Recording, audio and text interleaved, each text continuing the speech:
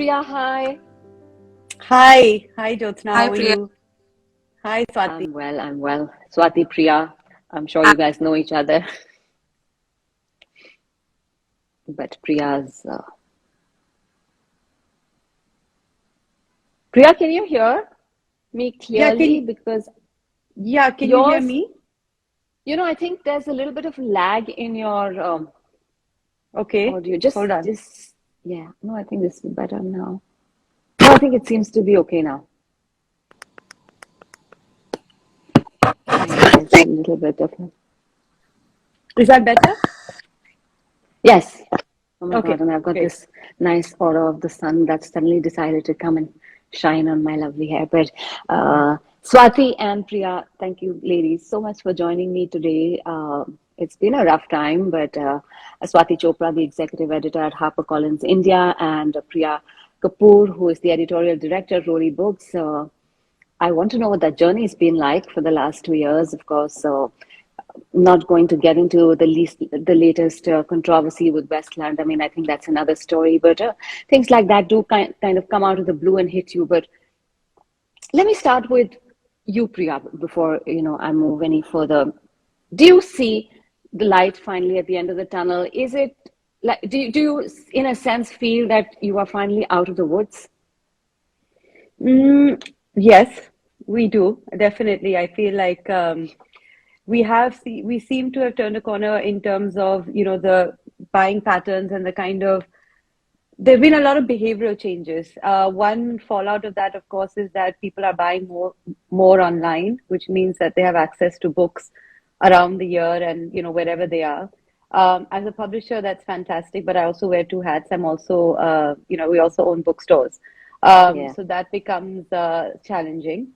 But in terms of publishing, back to the number of books that we used to publish pre-pandemic, and also in terms of sales, I think this year is looking good. I feel like we've also all learned to deal better with these new variants and the new waves, etc. The first year was obviously unprecedented in terms of total lockdowns and 3 months of no revenue and no book sales at all. Something like that we cannot afford again. I mean, definitely as a company, but I think even as an industry. So we've also learned how to take it in our stride. But I would say that yes, in terms of numbers, both in terms of revenue and the number of books that we're doing, we're definitely in a much better place than we were, say, even 18 months ago. So it's good to know that, Priya, of course, I mean, businesses across the globe, across different professions have been hit. So safe to say then, Swati, that nobody's really come out unscathed in the publishing industry with what's going on in the last 2 years. I think yes. I would also matter of looking at the bigger picture here. If we look at the economy, I think nobody and nothing has come up. So I think we in publishing are also part of the larger economy, and the pandemic has struck us all. So everybody across industries has been affected, and publishing is no different. I also feel that there have been things that we have done. There have been innovations. There has been a lot of resilience that publishers and booksellers and bookstores have shown.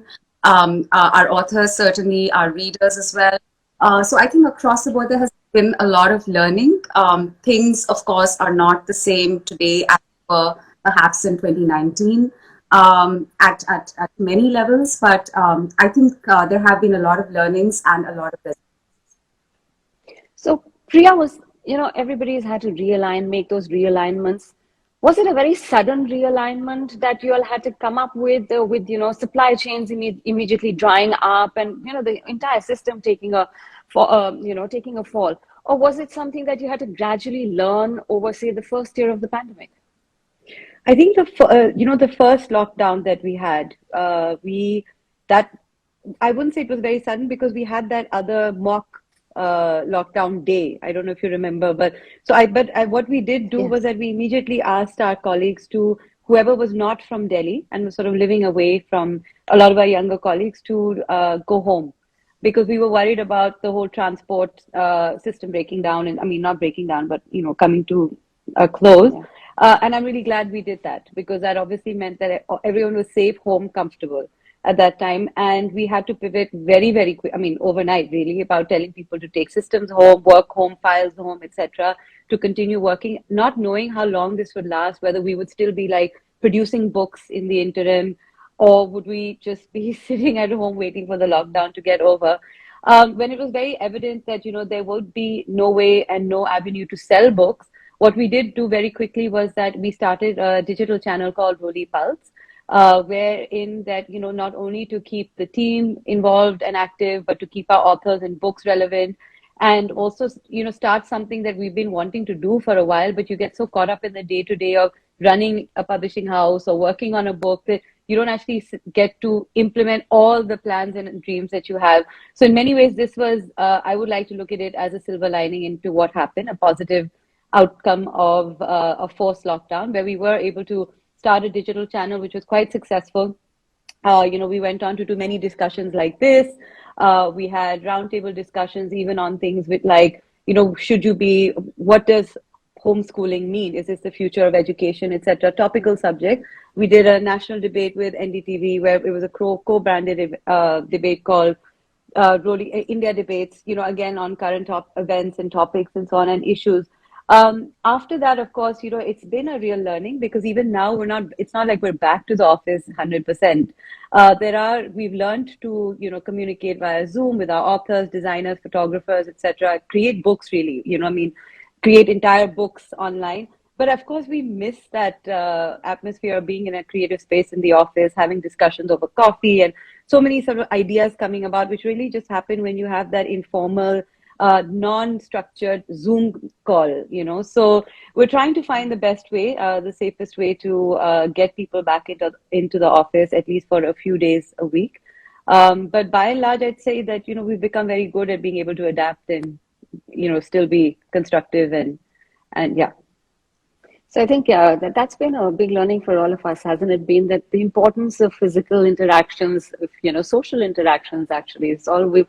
I think we've kind of all relearned that lesson. But Swati, what was it that you guys had to really work on to adjust and realign going forward? So now it's been 2 years, and Yeah. we, for the most of it, we've all been working from home. So I think the interactions within the teams, and internally with everybody, I think that's something that we have really learned quite a bit of. How to just get in online calls with all colleagues, and also with authors. Because this used to be something that I think a lot of us in publishing used to enjoy.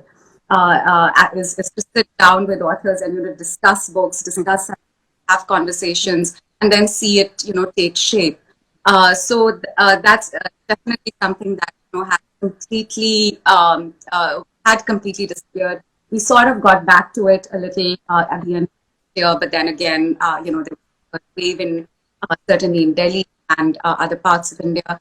So it's just been quite challenging, I think, to sort of keep the conversations going. We have managed, and I think that's the learning of it. But it's in terms of the interactions and in terms of just the human connection. I think that's something that we've all had to deal with at various levels. So the interactions that you're speaking about, Swati, it's also about creativity, isn't it? About inspiration. And when you're in an environment that is just enclosing you from all sides, how do you land up inspiring all the authors to keep working? I don't know. I think that it's just that the pandemic given a lot of, if you're only talking about authors, it's also given people a lot of headspace that they perhaps didn't have earlier, where they were probably, commuting 2 or 3 hours to and from work. Because a lot of people that I work with, especially in terms of, nonfiction, a lot of them have day jobs, and, they are doing other things, also writing. So, perhaps they had a little more time. So I think that was let's say that was a silver line. Did manage to channel that into writing and that. space to, sit down and actually do the difficult job of writing and getting the words out. So I think that was something that, constant conversations, again, helped, of course, not in person, but certainly, on Zoom or phone and that. So just keeping in touch with who was working on a book, so keeping in touch. Swati, I'm losing a little bit of your audio in the middle. I don't know why though. So certain times the audio just, if I don't know, maybe something is touching it, but doesn't matter. Priya, it's so we're talking about inspiring, keeping in touch with everybody. I mean, it's also, it's not just the authors, it's also the staff, right? And sometimes was there a situation where you would say that you need inspiration yourself? How are you going to inspire the others? Yeah, no, definitely. I think, it also becomes, this whole uncertainty starts to play on your mind as well, because you have to look at the larger picture.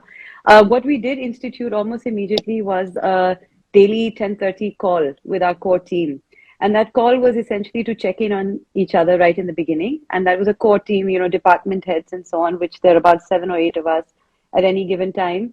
And in the beginning, it was literally just, like, I'm running out of ration, I need to get this medicine, or I'm running out of wine, or, just helping each other out in that. And of course, it pivoted very quickly into work and coordination. And even today, sometimes this call lasts up to an hour when there's like, where there's a lot to talk about and discuss. And sometimes it's just a 5-minute check-in. And for many people, it was something to look forward to, especially colleagues who live alone. It was that moment of like giving everybody that structure as well. That 10:30 we begin work, sit down on your computer, let's talk about what's going on and so on. I think that really helped keeping busy, just sort of keeping busy on various things. There's a lot of housekeeping that happened as well in the last 2 years. As I said, there's a list of desirable things that you want to do and you don't actually get down to it. So when it comes down to it, I think there was a lot to do. It also gave us editors time to read outside of our work, which as Swati very rightly said, suddenly things like commuting and, socializing, etc., came to a standstill. So you kind of went back into the world of books for pleasure as well. And I think that gave you inspiration in places that you would not, that you would have typically found out, but not always found time to do. Work from home for a while when Delhi was absolutely not a place to be also meant that people went home or they were able to travel and work from wherever they were. I think that really helped as well. And lastly, I would say that we had a great lineup of books that we were ready to publish in 2020. And when we had to kind of put that at a standstill and then bring them back in 2021, that gave the team renewed vigor to like finally get the books out that they'd been sitting on for a year. And last year we produced some very, very, gorgeous, beautiful books that I'm so proud of that we were able to do sitting at home, So I think that also sense of achievement fuels us along. We're a small team, but everyone cares very deeply for the books and the work that they do. And I'm just so proud of the team and how they've managed to kind of come out of this in the last 2 years.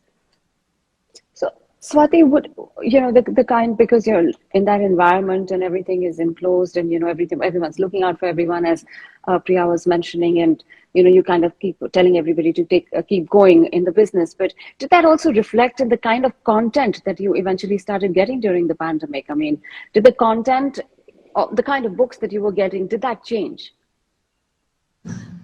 So am I audible?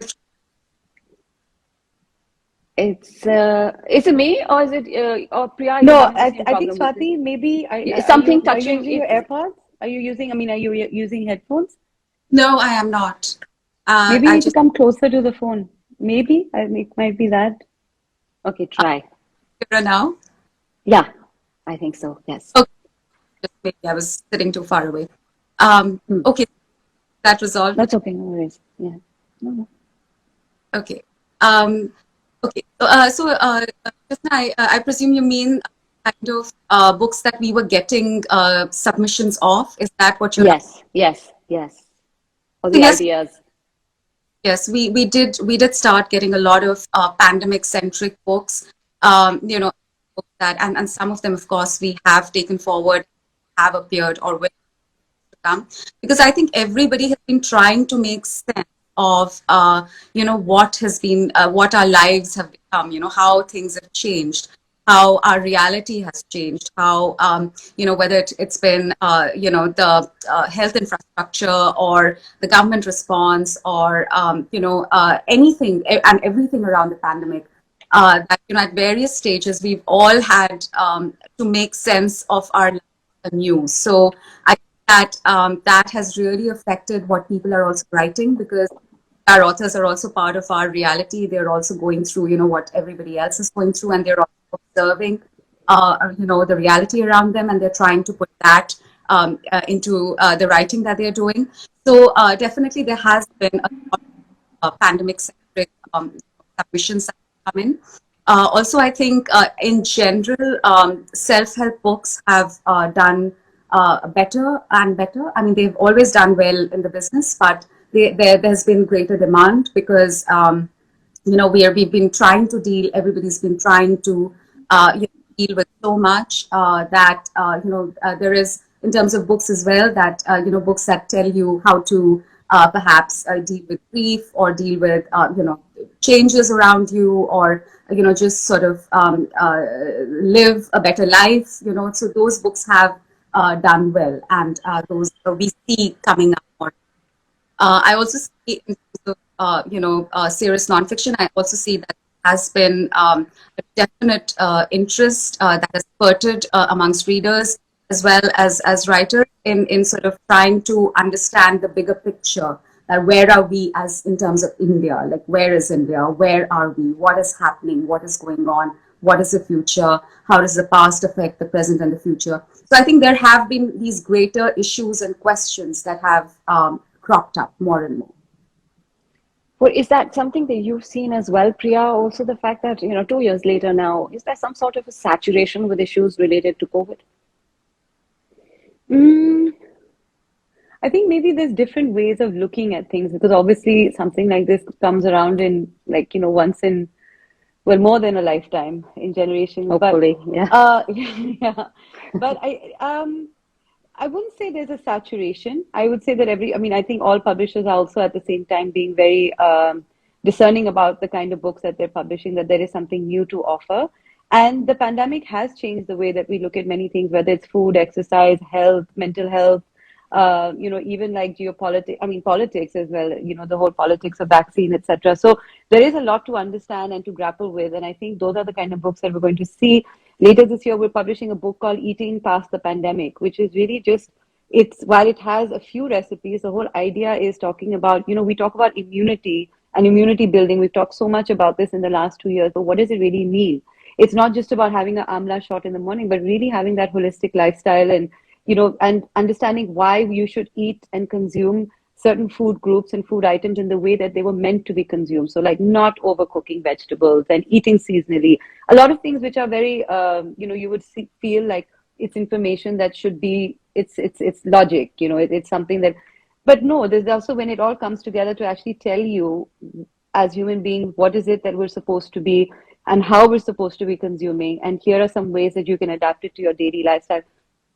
Another book that we're doing is by Vandana Shiva, co-authored by Shreya Jani, it's called Slow Living. It's just about, slowing down in every way, whether it's what you consume, what you buy, how you live, how you approach problems. It's a beautiful book because it also gives you like takeaways on how you can adapt that into your life. And I find that while this is not a direct outcome of the pandemic, and there's certainly no word as COVID in the book, but I would say that there's never been a better time. This reset has also changed the way that we look at books and we look at life and what we want to be reading about. So yeah, I think in some ways it's going to be interesting to see the next few years and the kind of books that are going to be published. So is this reset also going to mean different things in terms of the budgeting? That is the budgeting also going to be reset then, Priya? Going forward, at least till there's some sort of you come back into a balanced life going forward in the next couple of years. I think, every publishing house has to work to their own bottom line and their own P&Ls, and they know how many books they need to be publishing, what kind of books, and how many they need to sell. Some of us who've been around for 4 decades, we have a very robust backlist as well that obviously keeps, propels you in times like this, especially in that first year of where there was very, very limited publishing. So I think budgets, yeah, I mean, they fluctuate from the year to year in the capacity, but the idea is always to go back and grow from where you were pre-pandemic as well. So yes, while budgets will be adjusted, I think the idea will always be to look forward and not be a stagnant and or look back. It'll always be looking forward. Oh, I'm sure that's good news for the authors and the writers. Swati, it was fascinating. With the last time when I did a round of the bookstores, I found that actually everybody was around me, and I was gravitating also to a lot of nonfiction books this time, the really hardcore nonfiction. It's not something that I've seen previously. And honestly, everybody that I spoke with, and I'm like, what are you reading and what's new? Everybody would only come up with nonfiction. So has there been like this change in balance when it comes to fiction and nonfiction books? Yeah, I think there has been, because, I think a lot of OTT content, and most of it tends to be stories, fiction.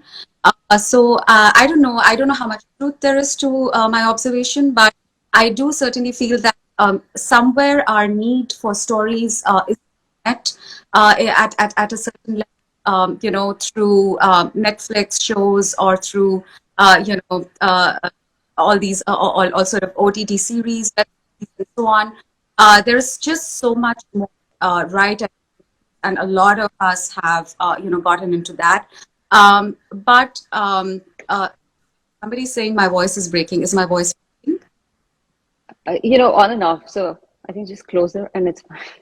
I think it is what, don't worry about it. It's okay. It is what it is. It's okay. Okay. We can make sense of what you're saying. Okay.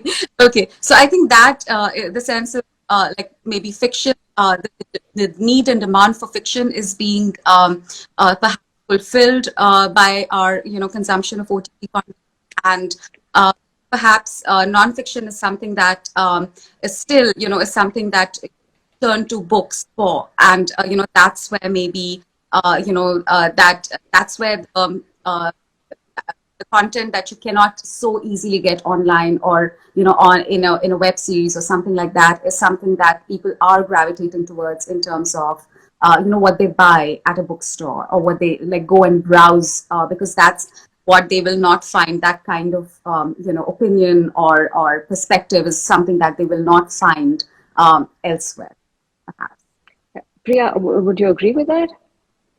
I think so. I think Swati's right. I think as Indian readers, they gravitate towards nonfiction more, maybe because they're consuming stories in other ways, and also we have to consider the fact that there is a lot of world fiction, because we're talking about primarily, of course, people reading in English. There's also a lot of books that get imported here and are easily found. So you're also consuming stories from whatever is being published elsewhere. Whereas when it comes to nonfiction, you want to know, and there is such incredible writing and incredible books on nonfiction. There's never a dull moment, and there's never a dearth of topics to dissect and to understand. So I think that definitely in the last few years, I find that there's been some excellent nonfiction. I mean, Swati's published quite a few of them as well. I also feel like there's a lot of opportunities for authors to now get access to grants and fellowships and get that kind of, not enough, but I feel like there's a lot more out there now in terms of resources available to them as they're going through their research time as well. So maybe all of that is resulting in very, very good quality nonfiction, and that's obviously reflecting in the sales as well. And is it reflecting in the business aspect of it, the fact that are these books being sold as much as you would have liked them to be sold, or has it picked up now? As a publisher, you never think that books have sold enough. You always that's true. For more. I'm sure. And especially as an editor, and especially as as both Swati and I are from the editorial side of things, I always feel like this book could get more. I mean, that's an interesting question, because India is an anomaly as a market. What constitutes a bestseller here and a runaway bestseller. I mean, there's a huge gap in terms of the numbers. I would say what's encouraging is that I feel, however slow and steady, but the market is growing. And we need to focus on how we can do more to help that grow and get books across to as many readers and as possible. And whether that reflects in the kind of books that we do, the pricing that we keep it at, the marketing as well as accessibility and distribution, that is what we need to focus on. The market remains small for a country of 1 billion. It doesn't reflect in that at all. But perhaps we should just focus on how to grow it at this point. Swati, would the hybrid model continue, do you think, once we're out of this, hopefully, well, soon, but whenever we're out of it, do you think this hybrid model of, digital marketing would still be part now of the publishing world of the promotions and, the rest of it? Yeah, I think so. I think that we have sort of seen the certain shift that has occurred, and I think this will continue also because there is so much that you can do in a hybrid marketing model that you cannot if you were just doing bookstore signings or book launches and so on. So I think we have all understood and grown, and also our readers have also perhaps migrated listening to book launches sitting in their homes or discussions, and so it remains to be seen what the future will bring to us. But I think a lot of the learnings of these past 2 years will stay. They will become fairly permanent. Having said that, I do know that a lot of people are quite sick of Zoom calls and Zoom webinars and so on. Zoom fatigue is a real. So we just have to take it as it comes, and we just have to see how things develop. That whatever has worked for us till now, a large part of it has been resilience. It has been knowing when to innovate and how to innovate, and I think that is something that we will all keep doing. I think those are exceptional final words, but I'll take a quick final comment from Priya as well. Priya, now the 2 years have happened. Moving forward, what have your learnings been? How are you what is it that you're going to implement from the last 2 years that you think will help you further? I think a lot of the things that as I said, that we wanted to polish up and do better, we managed to do, whether it's keep, internal systems and how they work, communication. In many ways, yes, I agree with Swati that there is Zoom fatigue, but it also has given us that kind of,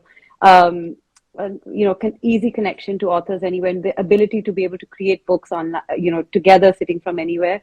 So in terms of efficiency, sometimes I think we wouldn't have pivoted automatically to do that. This 10:30 call, it may sound very little, but it's really helped us in terms of just structuring our day and in terms of efficiency. I also feel like, we were able to create a real direct community with our readers in the last 2 years, whether it was through Roli Pulse and a lot of the marketing that we did. And that is something that we wish to build on, and we want to be able to grow in that space as well. And also, lastly, I would say that, it has also helped us polish or refine the kind of books that we do. Suddenly everything came into focus when you were only doing with limited number of books in that year. So you were hopefully commissioning more intelligently, and really all departments coming together to make the best book out there possible. So I think these are some of the learnings. But I mean, yeah, I cannot wait till we have a book launch and we can meet in person and go to Lit Fests and all of the above, meet our authors and really celebrate the books that we've published in the last 2 years. Honestly, from the point of view of an author, I can tell you the authors pretty much want the same, right? Yeah. I think a lot of them just want to go out and just say, come on, let's get on with it. But Swati, a final thing. Do you think you will have any change of perspective, from taking off from what Priya just said after the learnings of the last 2 years? Any change of perspective going forward? Do you mean to say in terms of kinds of the kinds of book? Yes. No, as I said that I think we've been constantly the perspective has been evolving. It's sort of very dynamic. The change that occurs, everything that happens, that we are constantly looking at, okay, what is the next step? What is the next step in commissioning or publishing? How is it that we can become nimbler or more agile or more on the point? So these are all things and conversations that we're having. yes, I think a greater openness to, the way that things are done, and to sort of change.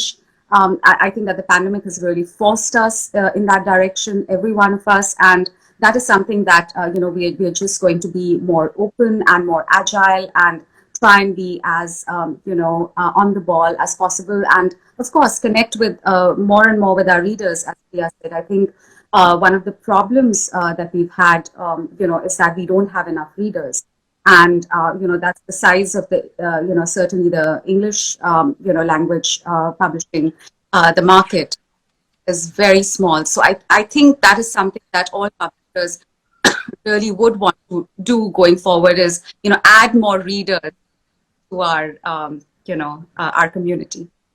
No, it's a wonderful, I think it's a food for thought as I wrap this up. How you're going to connect with readers. Perhaps we can touch base again in a few months to see how you ladies are doing with that, and how you've gone forward. But I'm so happy to have spoken with you today. I think it was a discussion that was long overdue to kind of see how different businesses have been evolving. And of course, publishing is a key business and a key part of our society. I mean, we don't read, we don't move, but are we reading enough? And that continues to be a big question. But Swati and Priya, it was my pleasure to speak with the two of you, and wishing you all the very best going forward. And hopefully we'll connect again, and things are moved on by then. Thank you. Great. Thank you so much. Thank you. Lovely speaking to you. Thank you. Okay. Thank bye. you, guys. Bye.